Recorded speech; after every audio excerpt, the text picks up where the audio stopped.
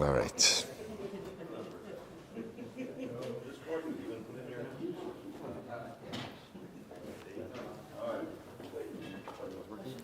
All right, Shabbos, good morning. Good morning. Let us begin by thanking all of our sponsors for this morning's share. To thank our Talmud Torah sponsors for Tafshin Pei 5785, the Tilson Mishpacha, for dedicating all the Shiurim and Drashos this year as a zechus for Besaros Tovos for Am Yisrael. Our Talmud Torah sponsors for the month of Teves Haba Aleinu L'Tov, the Kalman Mishpacha, for dedicating all the Shiurim and Drashos in memory of Amit ben David Levi Zichrono Livracha, brother of Itai Levi, who was killed in Gaza on the first night of Chanukah. May HaKadosh Baruch Hu provide an aliyah for his neshama, a nechama for his family. We dedicate the learning, of course, in the zechus of all of our precious hostages. May HaKadosh Baruch Hu and Hashem bring them home b'shalom and b'karov. And may HaKadosh Baruch Hu allow our holy soldiers to be successful b'chol ma'aseh yedeim. With that, let us begin. We have a lot to do today. Today's daf is in Lamed Hey 35, and we are picking up in Miras Hashem on Lamed Dalid Amud Beis 34b. We left off of Rabbi Meir, which is 2, 4, 6, 8, 10, 12, 14, 15 lines up from the bottom. So if remember again, there was an interesting juxtaposition between the concept of adjudication of laws and nigoim and the halachos of taras. So remember again, we're kind of continuing along that juxtaposition. The Gemara says as follows: for Rabbi Meir, Hay v'shaftu asa'am. What does Rabbi Meir do with that phrase v'shavtu hasa'am b'chol eis? So Amrava la'asui yom ha'mu'unan. So this is interesting, that as much as there is a juxtaposition between din and nigoim and saras, they're not totally the same. In what sense? That when it comes to a cloudy day, what happens on a cloudy day? This is actually quite interesting. So again, in general, when a kohen is examining a blemish to see whether or not it's saras, so he cannot examine it early in the morning, or for that matter in the morning, or in the evening, and not inside of a house, and not on a cloudy day. Why? Because what happens on a cloudy day? Because something that is dull could appear bright, and not during the afternoon hour or not during lunchtime hours, midday. Why? Because ultimately, again, something that is dull appears bright. Something that is bright appears dull. So as I say, interestingly enough, so the idea over here is fascinating. When it comes to nigoim, you can only able to see nigoim, to look at it, to examine nigoim at certain hours during the day when the sun is just so.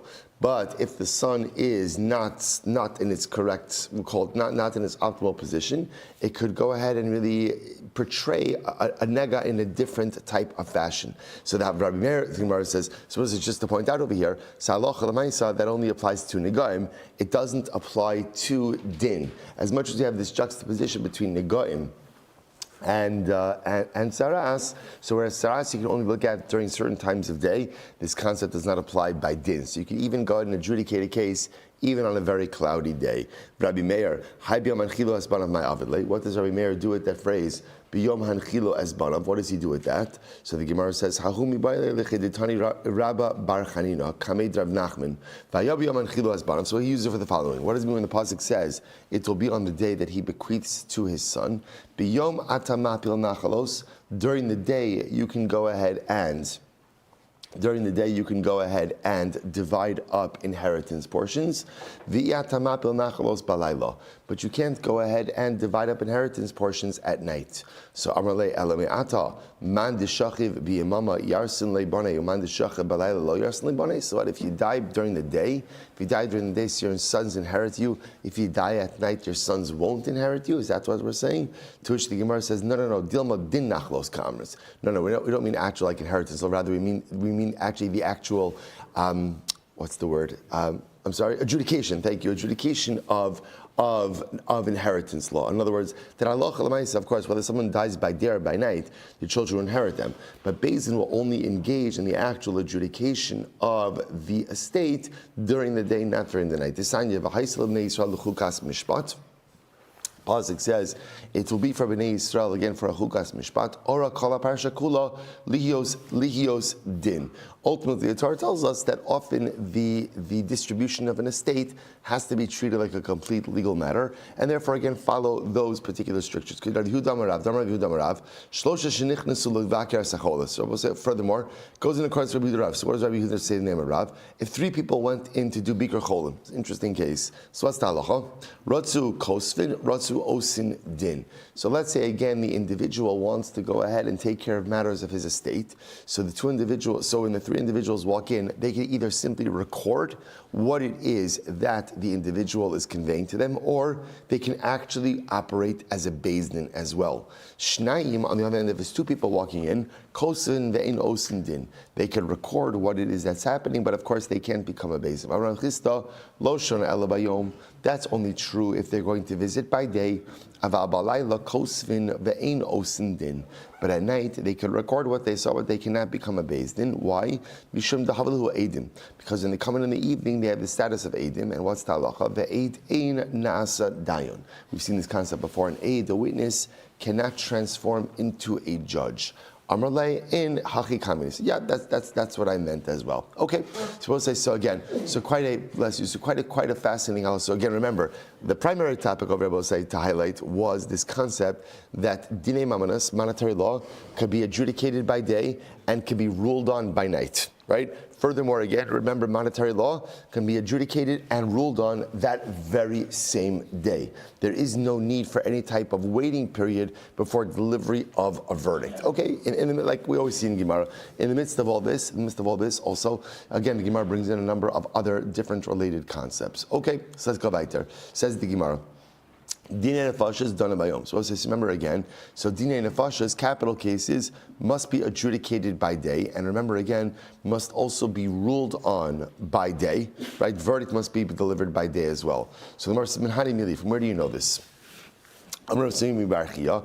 Amar Kra. The pasuk says, "V'huka osam laHashem neged Hashemesh." So the pasuk literally says over here, quoting again from Bamidbar, so Vayomer Moshe kach es kol roshei ha'am v'hoka osa laHashem neged Hashemesh v'yashav charna af Hashem Yisrael. So it's talking about again when there was unfortunately an episode of Avodah Zarah, right, worshipping of Baal Pa'ar.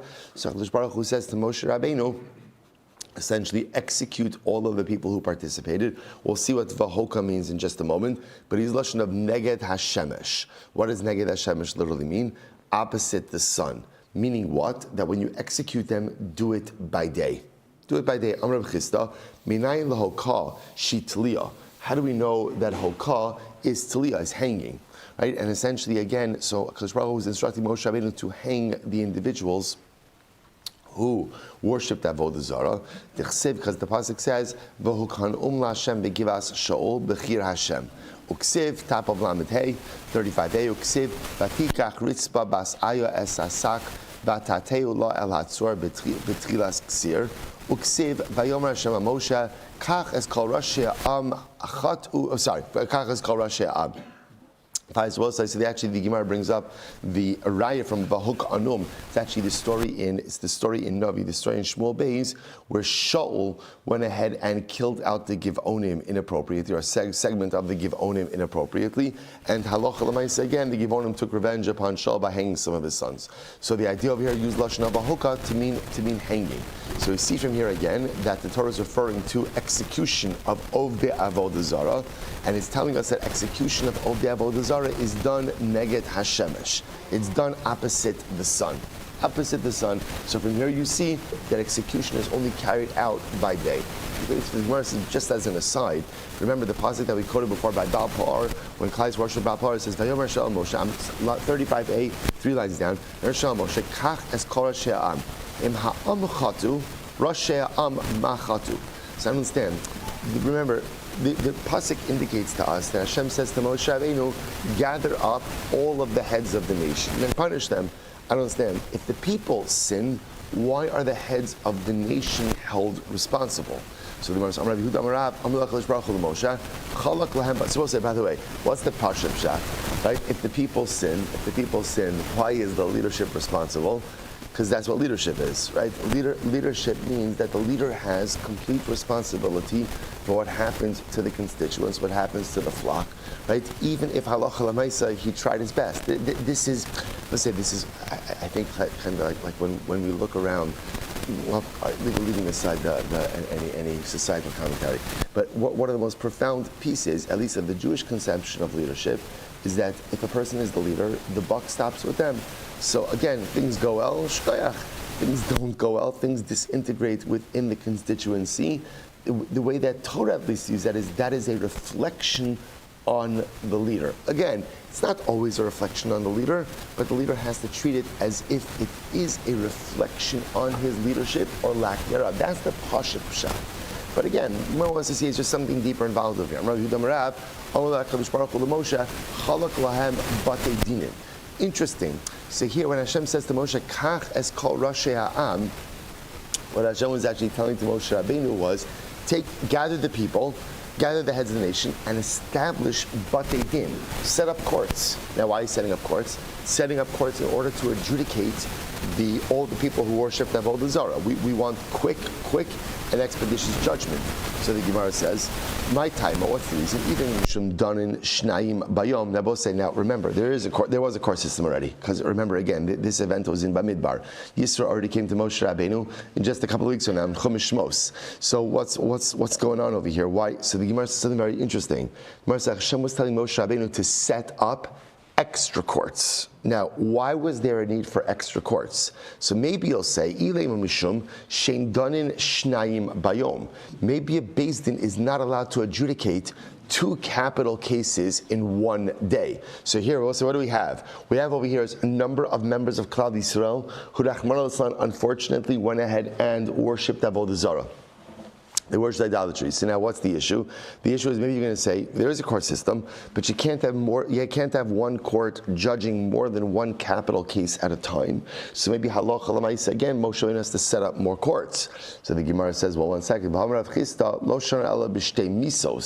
When can't a court adjudicate 2 capital cases? That's only if halacha l'maisa again, it's 2 different types of capital cases. I don't know, I have a hereg and a chenek, a skila and a sreifa, something like that. Aval b'misa achos danin. But it's actually interesting. But essentially, if halacha l'maisa, if you have 2 of the same type of case, in other words, 2 of the same crime, the same capital crime, those can actually be adjudicated by the same Beis Din on the same day. Look at Rashi for just a moment. So Rashi says over here, Ela b'shtei misos, it's almost right across, hu de'in dan lefi she'ein zo doma lezu, v'tzarach limso tam l'divrayim kan, v'kan v'asi la kalkule shema lo yechbesu kechol hatzorach. So this is interesting. If it's 2 different types of capital cases, 2 different types of capital cases.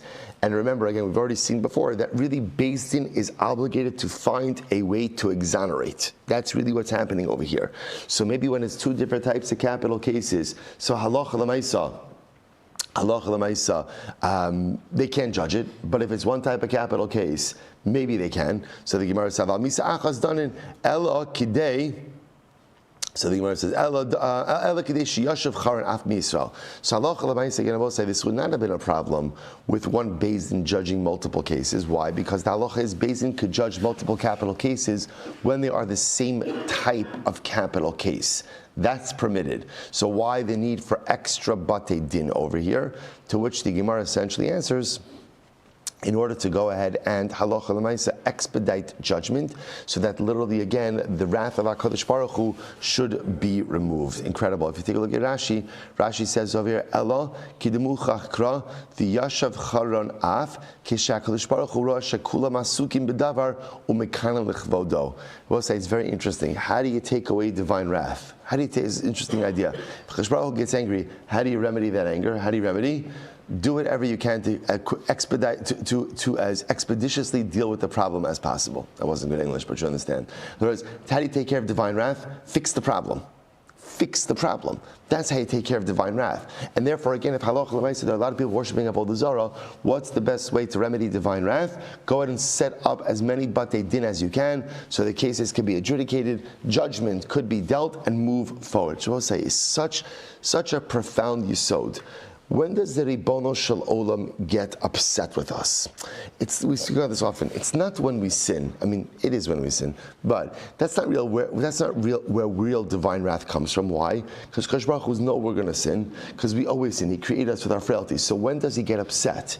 He gets upset with us when we don't fix our problems. That's where the issue comes in. When I walk around life and I know that I have glaring issues, and yet I just refuse to do anything about it. So sometimes in life, I'm not sure what the problem is. As we get older, I recognize 98% of the time I know exactly what the problem is.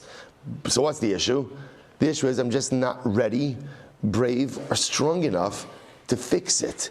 And that's where divine wrath sets in. Kadosh Baruch Hu says, I can forgive the transgression. I can forgive the misdeed. I can forgive the mistake. But I need you to engage in decisive action to remedy that which is broken. And if you fail to do that, that's when I really get upset. To make a mistake is forgivable. But to not fix it, that becomes unforgivable. Incredible. All right, let's go back there. Says the Gemara, Dinei Mamanis Gorim Bo Bayom. So it says, remember again, Dinei Mamanis, monetary law, is adjudicated, and the verdict can be delivered that day as well. Dinei Nefashos, right, capital cases, we wait to give the verdict till the next day. Right, you can't give it at night, and we dafka wait till the next day. Wait till the next day in order to go ahead and make sure the Beis Din has sufficient time to find the reason to exonerate. Says the Gemara, so from where do we know this? I will say, so the Gemara is asking over here, from where do we know that halacha l'maisa, we don't deliver the verdict on capital cases till the next day? Rabbi Chanina Damar Kra, milesi mishpat tzedek yalin ba v'at tamaratzchem. So we'll say this is very interesting. The Gemara over quotes the pasuk from Yeshaya.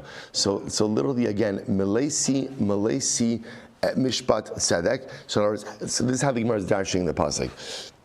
So how do you go ahead and ensure that Tzedek, that Mishpat Tzedek, that justice is fully served, that it's Malay? How?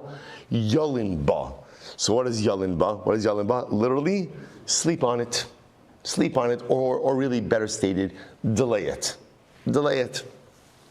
Viata miratzchim. Because if you don't do this, ultimately again, it's like you're engaging in bloodshed. So from here, the Gemara is darshaning that we go ahead and we delay the verdict on a capital case. So Rava says from here, Ishru chamutz.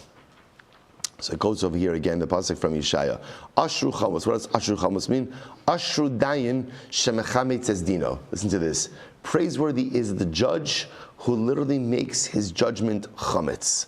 Now, so what does that mean? How does something become chametz? How does it become chametz? You delay. You delay, right? You tarry. So praiseworthy, ashru chametz. Praiseworthy is the person. Ultimately, praiseworthy is the judge who delays his verdict. And again, the Gemara interprets this to a capital case the next day. I just want to point out how incredible this is. There is another Maimer Chazal. What's the other Maimer Chazal? Mitzvah habali adecha al tachmitzena. Right? If a mitzvah comes your way, do not allow it to become chametz. So which one is? So isn't it fascinating? So in general, the halacha is whatever comes your way, whatever don't wait, don't tarry. And yet here, ashru dayin shemechametz es dino. So apparently, there's only one thing in life that you're supposed to allow to become chametz, and that's judgment. That's judgment. So I'm going to say a very profound yisod, that for everything else in life, alacrity is the key. Jesus is the key. One thing, don't be zoriz, and that is passing judgment on other people. Again, if we just apply this for our own lives, everything else in life, quickly, fast, alacrity, zrizos. When it comes to passing judgment on other people, ashrav dayin shemechametz es hadin. Don't be so quick to judge. Let the judgment become chametz. Let it sit a little bit. Make sure you actually know what you're talking about. Try to gather all of the facts. Life, avoid chametz at all costs. Judgment, strive for chametz. Incredible. V'idach. The other opinion will say, Ashru Chametz, what does this mean? Ashru Chametz v'lo Chometz. The other opinion says, or another interpretation also is, literally again, praiseworthy is the one who is the aggrieved party and not the aggressor. Meaning, so Rashi points out over here that when a Beis Din sits in session, so they should try to make sure to advocate for the victim a little bit. In other words, that try to go ahead and address the needs of the victim before one addresses the needs of the aggressor. V'idach, hai melesi mishpat mai avale. What does the other opinion do with the this Malesi Mishpat. So Kid Rabbi Lazar Rabbi Yitzchak. Cult is very interesting. Cult Tainis shemalinin bo esat staka kilu shovech damim. So I'll say this is incredible. Any fast day or after the fast day, balabatim delay in giving tzedakah, it's as if a person has spilled blood. Now, we'll say, what does this mean? Shneimar milesi mishpat tzedek. Now, we'll say, so I'll point out to you over here. Take a look at Rashi for just a moment. This is really fascinating. Rashi says, kol tainis, regilin hayu balele tainis, lasos tzedakah, v'hayu eime ha'aniyim nisuos lakach, ve'em yalinu nimtsu aniyim re'evim, shnishanu lakach. So we'll say, there was a very beautiful custom. What was the custom? That after a fast day, people would give tzedakah to the aniyim, right? Because the aniyim, again, usually I guess had very little generally, but on a fast day even less. So people would dafka give tzedakah after the fast. If you delay giving, and the aniyim would look forward to that. So if you go ahead and you delay giving tzedakah after the fast, there's almost like culpability for shedding blood. The aniyim are looking to that in such a dramatic way. If you don't do it, there's culpability. By the way, the hanimili berifta v'tamri, but that's only assuming a person was dispersing bread and dates. Ava bezuzi v'chiti, but again, bezuzi v'chiti v'sari, but if a balabas is giving out money or wheat or barley, meaning what? Not ready to eat food, less lanba, then there is no culpability for that. So we'll say a really fascinating Gemara. Okay, but again, just to kind of keep on track, these drushes are absolutely beautiful, but just to keep on track. So remember again, for our purposes, what we begin to see over here is that halacha l'maisa, so capital cases can only be started by day. A verdict cannot be delivered at night, as opposed to monetary cases where it needs to be started by day, but verdict can be delivered at night. But now we see capital cases have this additional component. We don't want the verdict delivered that day. Again, if the Beis Din is going to exonerate, that's a different discussion. But assuming that they're not necessarily set on exoneration, they have to wait till the next morning. And again, all of this is part of the motif that we spoke about yesterday, which is that the halacha wants Beis Din to exonerate. They want them to they want them to deliver an innocent plea or an innocent verdict, and therefore again we make them delay delivery of the verdict till the next day. Okay, incredible. Let's go back there. Lefichach ein done. So we'll say now. Here's what's interesting. As a result of this, the Gemara says, so now that we know that anytime you're going to have a capital case, you're looking at what? What's the minimum duration? 2 days. 2 days, right? That's half. Now, it doesn't have to be that way, right? If Beis Din is going to exonerate, they could exonerate that day. But l'maisa, whenever you begin a capital case, you have to look at the possibility of a minimum of a 2-day duration. As a result of that, what did the Mishnah say? You can't adjudicate capital cases on Erev Shabbos or Erev Yontiv, right? Because again, can't go. We'll see why, but can't go into Shabbos, can't go into Yontiv. Okay, so let's analyze this a little bit. Lefichach ein done. So therefore, the Mishnah said, therefore, we don't adjudicate capital cases on an Erev Shabbos or an Erev Yontiv. So the Gemara says, my time. Well, what's the reason for this? Mishum delo efshar, because we can't structure a proper legal process if you're starting on an Erev Shabbos or an Erev Yontiv. Why not? So heichi le'avid. So friends, let's analyze this. So what should we do? Right? How should we play this? L'daine b'mali shabsa. So for example, let's say you begin the din Torah. Let's say we have a capital case, right? Reuben is accused of killing Shimon. So now Beis Din is going to be in session. So what are you going to do? You're going to start on Friday. So if you start on Friday, what's going to l'daine b'mali shabsa, v'ligmarei l'dina b'mali shabsa. So let's say you start on Friday. Say chevra, it is our intention to finish on Friday. Right, we're going to start on Friday, intention to finish on Friday. We'll say, I just want to tell you something. We learned a tremendous musar, what you could accomplish still on a short Friday. We'll say, so those of you who Baruch Hashem were in the new shul on Sunday, saw I know I'm biased. I think it's one of the most spectacular things in the entire world. Right? So if you would have seen, if you would have seen what that looked like on Friday morning, literally again, pieces everywhere, carpeting wasn't complete. So again, you could accomplish a lot even on a short Friday. It was a very good Musar Haskell. So let's say, so L'naisa, but here, so let's say Beis Din says, okay, we're going to go and start it on Friday, end it on Friday. You can't do that. Why? Now again, that could work. Technically, how could it work? How could that happen? innocent, right? If you exonerate, you're right, you can be done all of this in one day. However, see,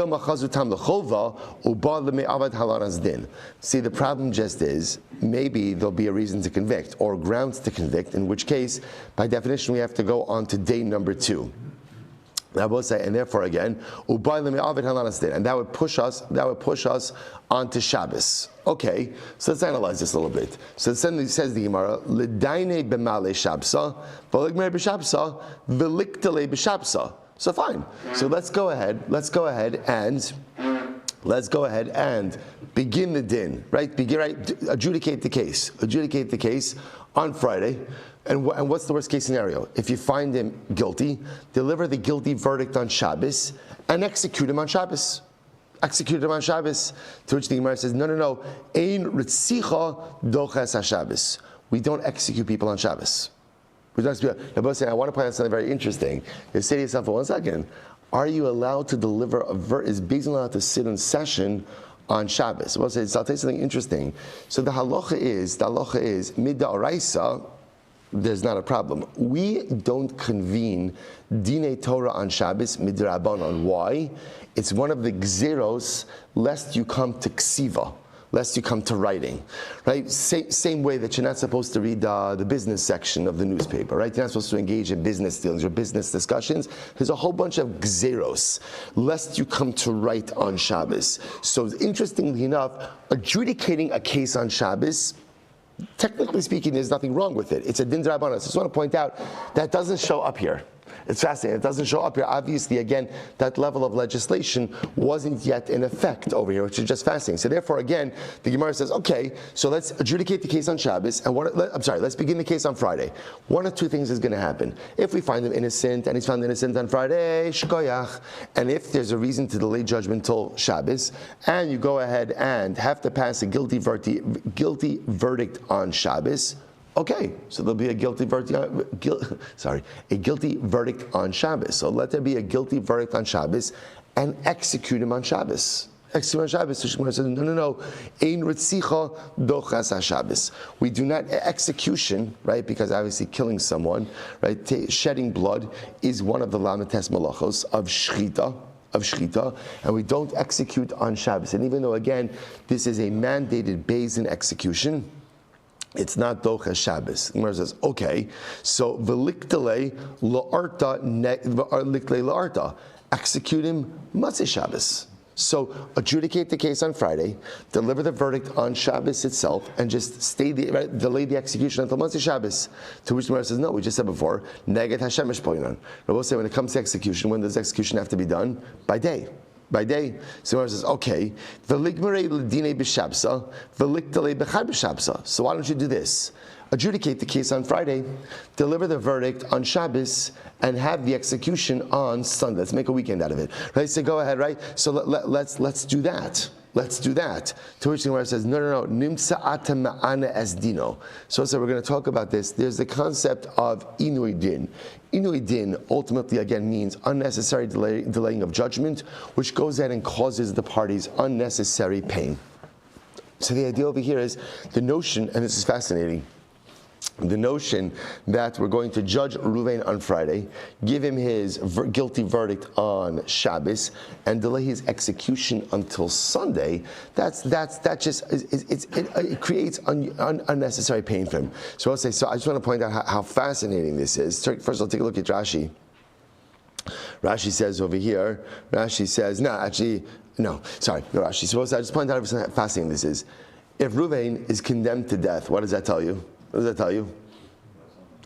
He's not a good guy. Yet, what do you see is talking about the halacha over here? The halacha is still concerned with the feelings of not a good guy, right? Which is quite fascinating. So even though Reuven is liable to a death penalty, which means obviously he did something really bad. Just because someone did something really bad, it does not give a carte blanche to go ahead and mistreat them. So even in this case, you say to yourself, who cares? Who cares if he feels worse? So let him sit in the verdict for an extra day. Why does that matter to us? Because it does matter to us. Because even though sometimes, again, people have to be punished, there's still a punishment that's done with dignity, and there's still a punishment that does not impose any unnecessary pain against the Guilty party. It's incredible. Supposed to say, why don't we do this? I have a great idea. Adjudicate the case on Friday. Don't deliver the verdict on Shabbos. Instead, when should you deliver the verdict? Sunday. Just delay it to Sunday, deliver the verdict to Sunday, and that way, again, that seems to accomplish everything. That way you slept on it. Verdict could be on Sunday. If he's guilty, you could execute him during the day on Sunday as well. Tzibur says it's incredible. To which the Gemara says, Minshu Tamayu. We're concerned about this, that halacha l'maisa, the judges are going to forget their reasoning, right? Since the case was on Friday, and then there's Shabbos in between, and remember again, they're not picking it up again until Sunday. We're concerned the judges are going to forget their rationale.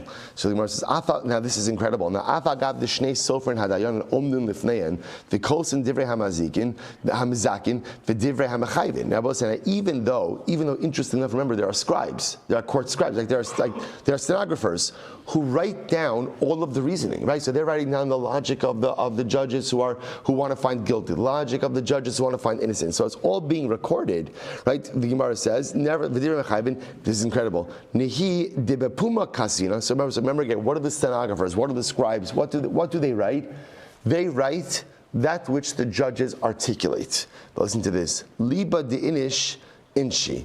But ultimately, again, what's in my heart belongs to me. What's in my heart belongs to me. Now, I'll say the truth is this phrase can be read really in two ways. The way the Gemara is leading it off is liba de inshi, which means that which is in the heart can be forgotten. Now, what that means is the Gemara says is like essentially there's two parts to judgment.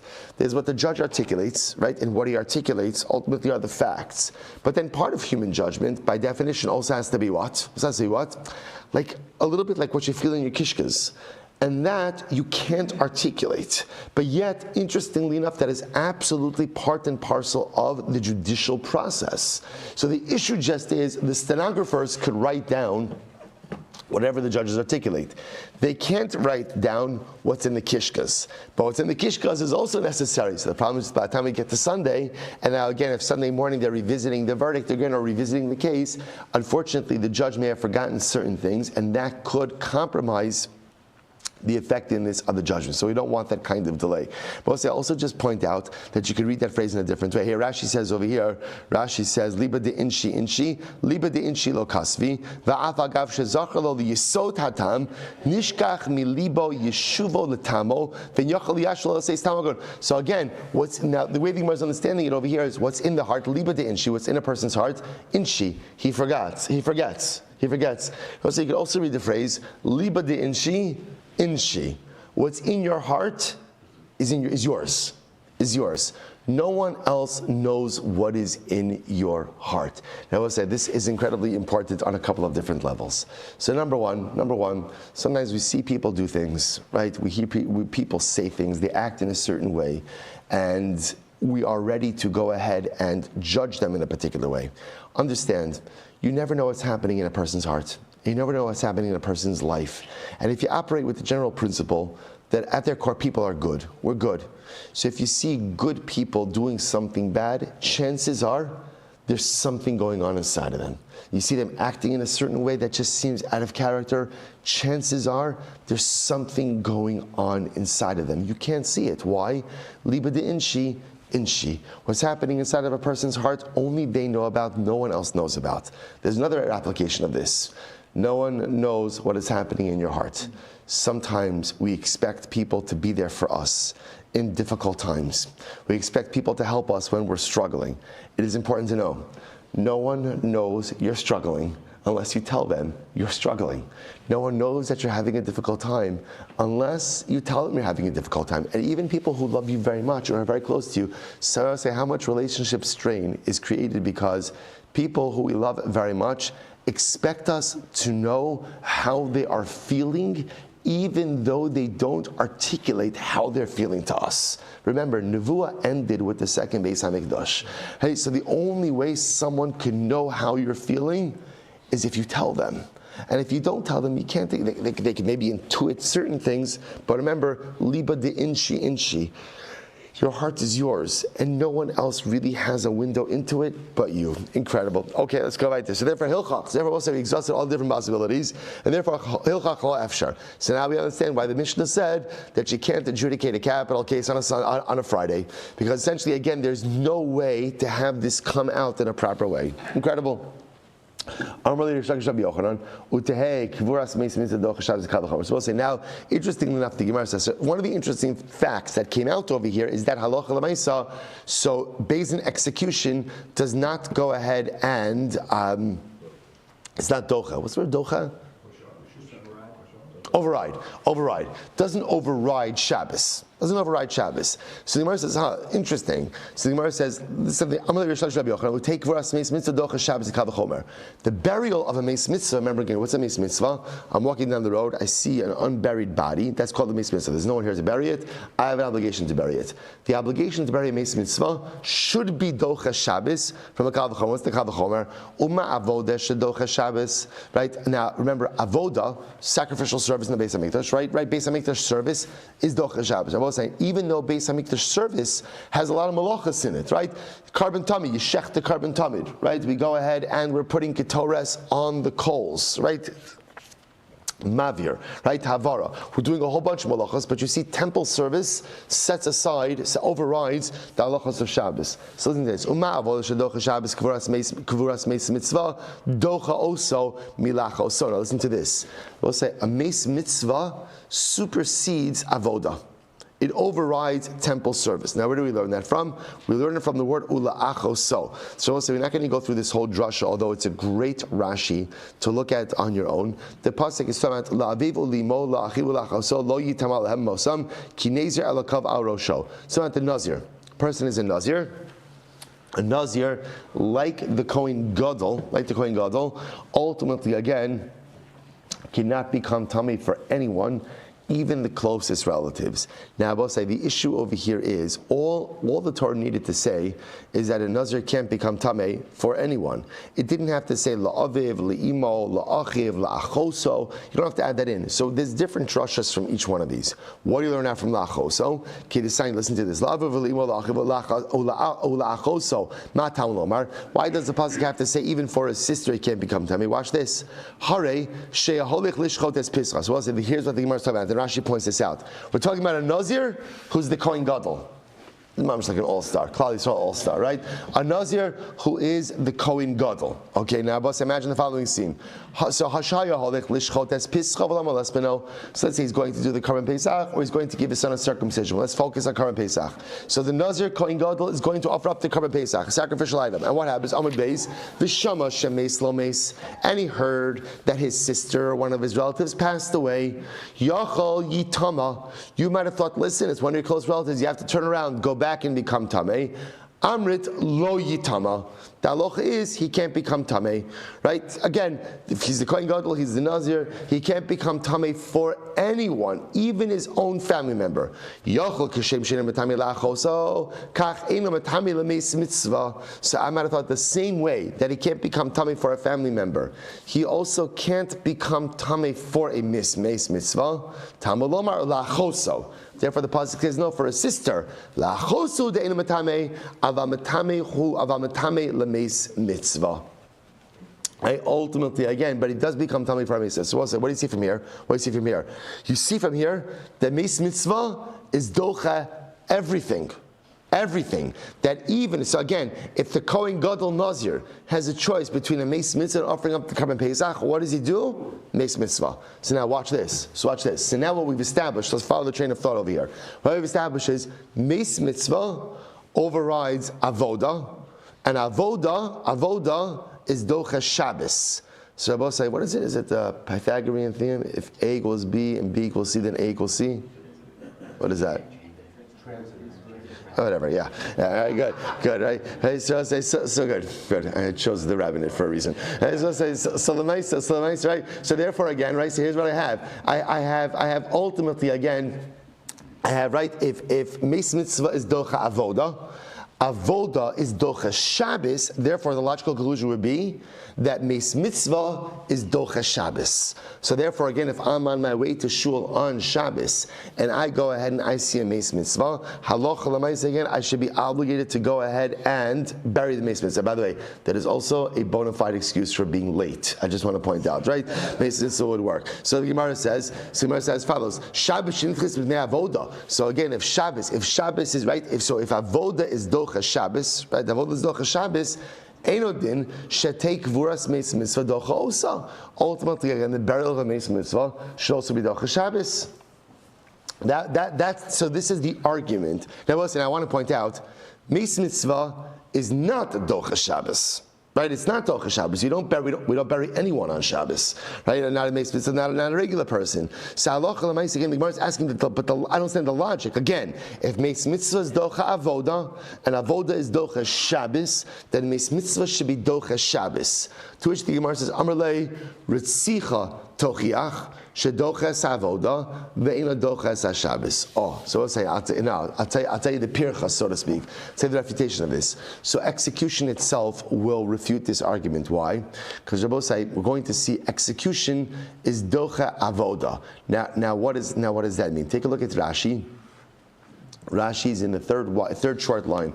Ritzicha tochiach shedocha es ha'avoda tichsiv me'im bizmizbechi tikachena lamos. So the Torah says that if somebody is liable to a death penalty, you take him even from the altar, even from the mizbeach, to be executed. Now what does this mean?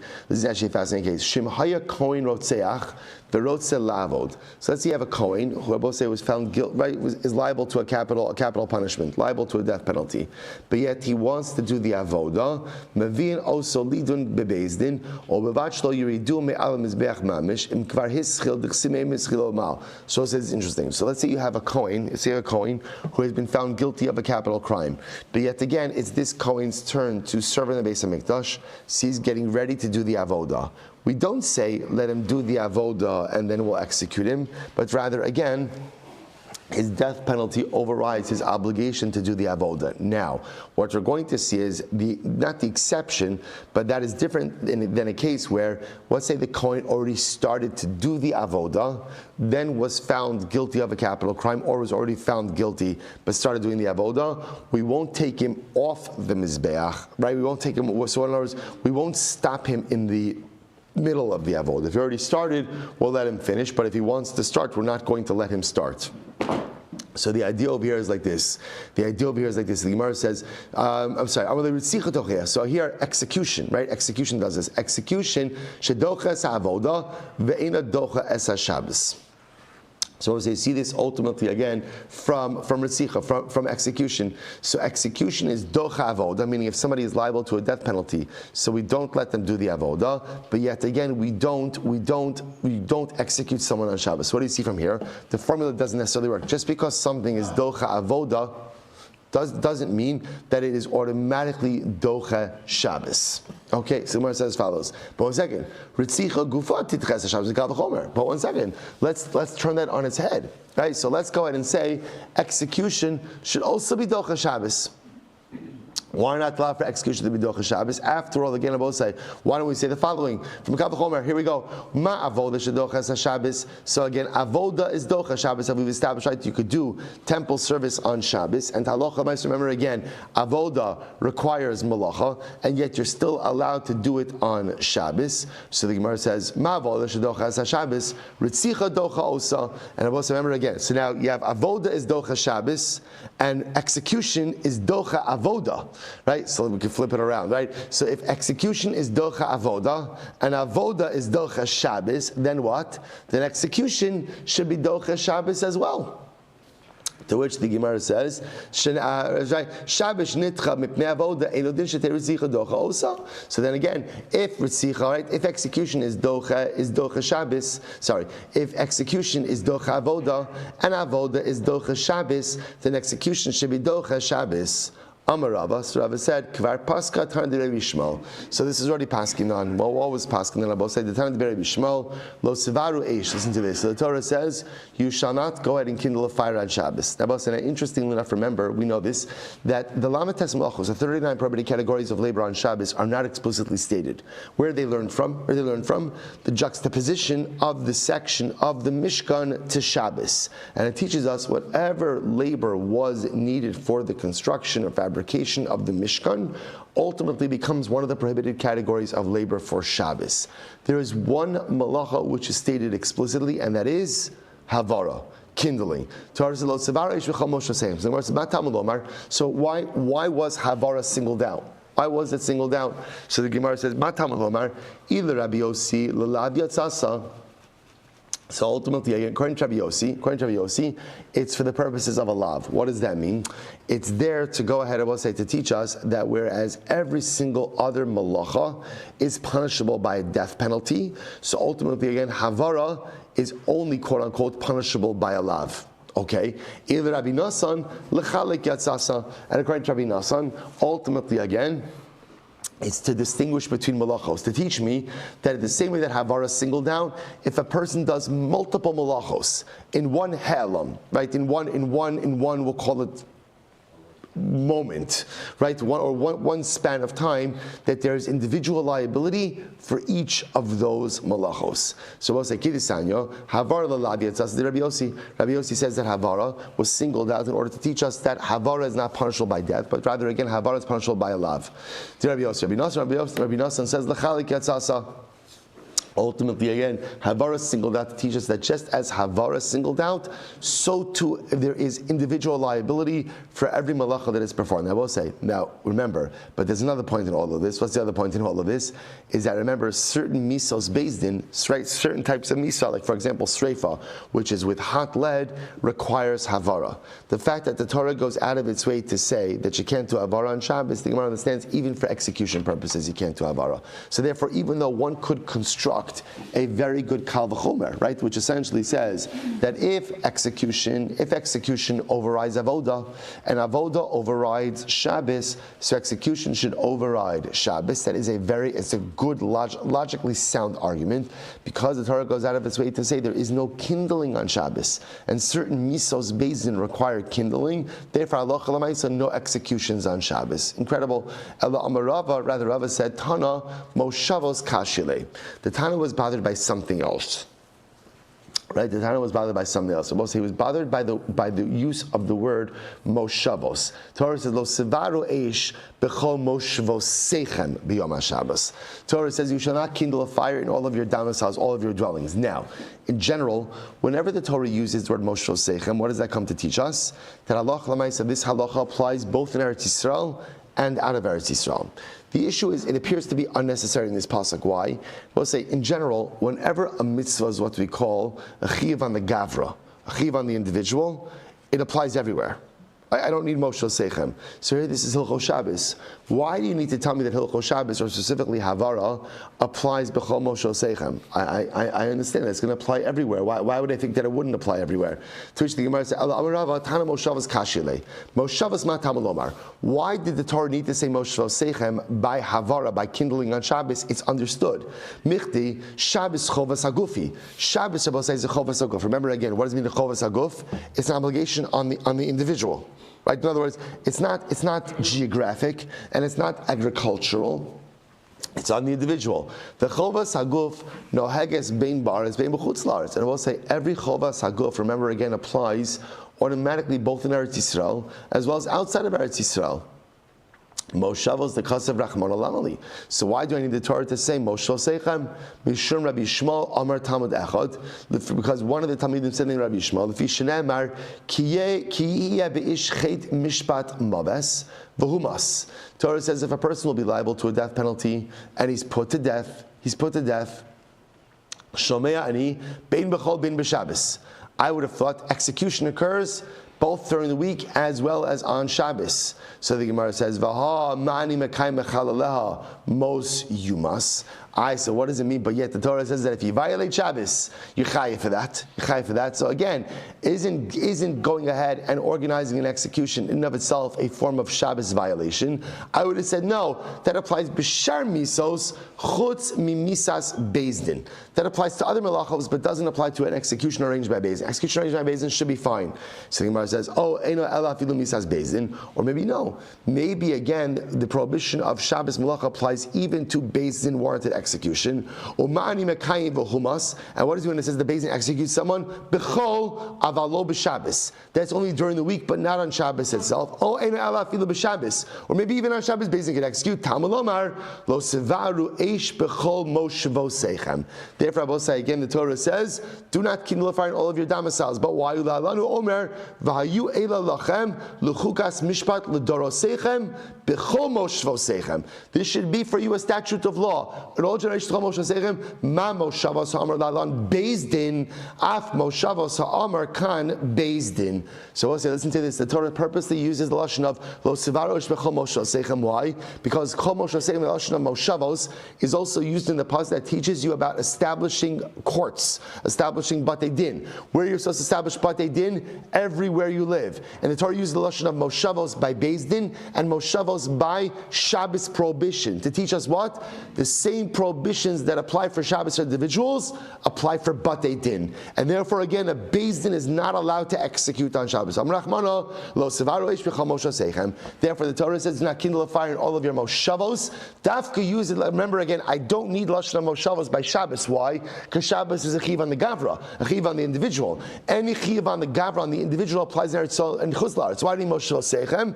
Moshavosechem, because that same word is used by batei din to teach me that the same Shabbos prohibitions apply to batei din. Therefore, a beis din is not allowed to execute someone on the Shabbos. So I will say, stop, but we're not finished with this yet, but a good place to stop. Shkoyach. All right, I will say, Chevron Zoom, have a wonderful day. Good to see everyone.